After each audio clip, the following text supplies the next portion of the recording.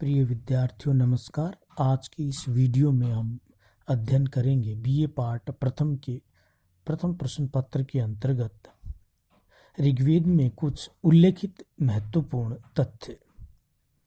ऋग्वेद में कुल 99 नदियों का उल्लेख हुआ है। हिमालय और उसकी पर्वत श्रृंखलाओं के रूप में मुंजवत, शिलावंत, आर्जिक का उल्लेख हुआ है, लेकिन विंध्याचल का नहीं। ऋग्वेद के प्रथम मंडल में तुग्र के पुत्र भुजयु की सामुद्रिक यात्रा तथा अश्विनी देवों द्वारा उसे बचाने की कथा के साथ साथ 100 बल्लियों से चलने वाली नाव का भी उल्लेख हुआ है, क्योंकि प्रथम मंडल बाद में जोड़ा गया है। अतः यह कहना मुश्किल है कि सचमुच आर्य समुद्र से परिचित थे। ऋग्वेद में उल्लेखित साक्ष्यों के आधार पर इस सभ्यता का विस्तार मुख्यतः अफगानिस्तान, पंजाब, कश्मीर और पश्चिमोत्तर राजस्थान तक सीमित था, जिसकी पूर्वी सीमा गंगा यमुना के दोआब से पहले तक स्वीकार की गई है। ऋग्वेद में उल्लेखित पंचजन अनु, द्रह्यु, यदु, तुवर्स और पुरु वे अन्य आर्यजन जिन्होंने पंचजन के साथ सुदास के विरुद्ध युद्ध में भाग लिया। पख्त, अलिन, भलानस, विसाजिन, सीवी। ऋग्वेद में उल्लेखित प्रमुख नार्य जातियां अज, शिग्रु, पिचास, किक्कट, यक्षु। ऋग्वेद में उल्लेखित आर्यों के प्रतिद्वंदी दास, दस्यु एवं पणि। पणि का उल्लेख ऋग्वेद में समृद्ध व्यापारी तथा गोहरणकर्ता के रूप में हुआ है। गोहरण की परंपरा को संगम साहित्य में वेतची के रूप में विहित किया गया है।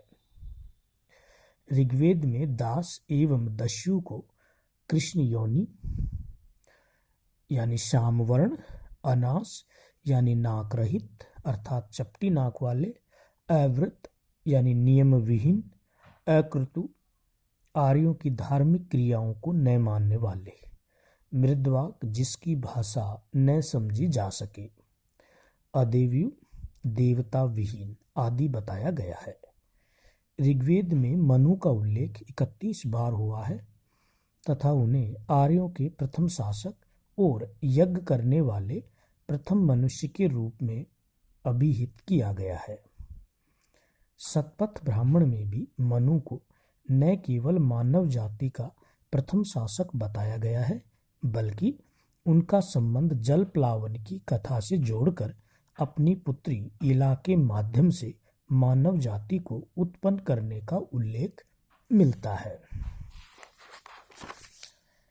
ऋग्वेद में भरत जन से संबंधित जिसका उल्लेख तृत्सु के रूप में भी हुआ है, महत्वपूर्ण शासक के रूप में सुविज्ञ है, जिसके समय में आर्य व दासों के मध्य युद्ध चल रहा था।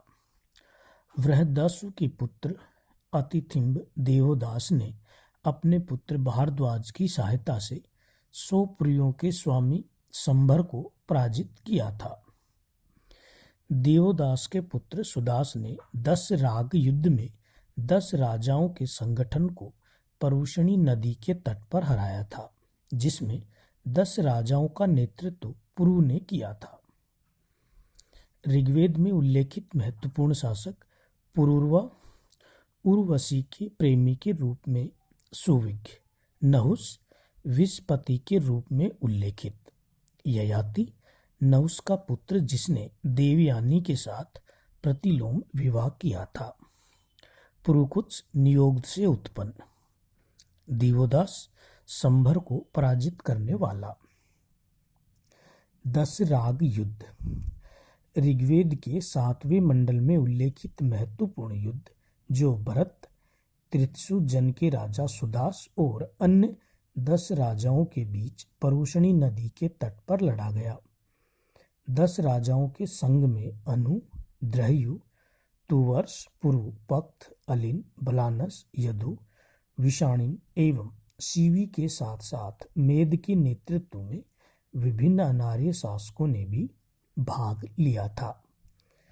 युद्ध का कारण सुदास द्वारा विश्वामित्र के स्थान पर वशिष्ठ का पुरोहित पद पर नियुक्ति थी तथा प्रतिक्रिया स्वरूप विश्वामित्र द्वारा सुदास के विरुद्ध इस संघ का निर्माण किया गया, जिसका नेतृत्व पुरु को सौंपा गया। लेकिन अंततोगत्वा सुदास की विजय हुई और उसका महत्व बढ़ता हुआ प्रतीत होता है।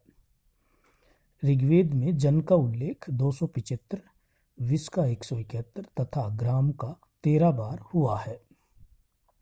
जन एक ही परिवार पुरुष से संबंधित कबीले राज्य को विभिन्न आवश्यकताओं की पूर्ति हेतु एक स्थान से दूसरे स्थान को घूमते रहते थे।